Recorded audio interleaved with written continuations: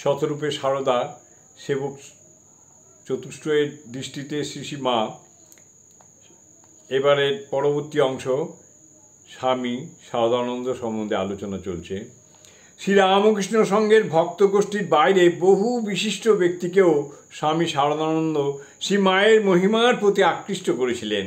উদাহরণস্বরূপ একটি ঘটনার কথা এখানে উল্লেখ করা যেতে পারে।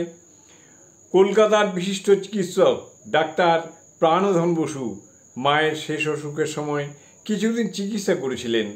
প্রথমে জানতেন না কার চিকিৎসা তিনি করছেন।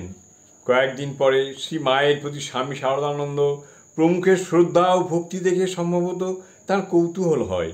শরৎ মহারাজকে তিনি জিজ্ঞাসা করলেন, আচ্ছা শরৎ মহারাজ, অন্যদিন শরৎ বলিতেন, স্বামী সারদানন্দ তার বাল্যবন্ধুর পুত্র হওয়ার সূত্রে আমি এতদিন কার চিকিৎসা করছি? উত্তরে স্বামী সারদানন্দ বললেন, পরমহংসদেবের সহধর্মিণী আমাদের সংঘজননী শ্রী শ্রী মায়ের। সেদিন থেকে প্রাণধনবাবু ভিজিটের টাকা ও গাড়ি ভাড়া আর নিতেন না। টাকা দিতে গেলে স্বামী সারদানন্দকে তিনি খুব অন্তরের সঙ্গে গদগদভাবে বলেছিলেন, তোমরা আজীবন অতি নিষ্ঠার সহিত যার সেবা করে জীবন সার্থক করছো, আমাকে এই বৃদ্ধ বয়সে শেষ জীবনে তার একটু সেবা করবার সুযোগ দাও।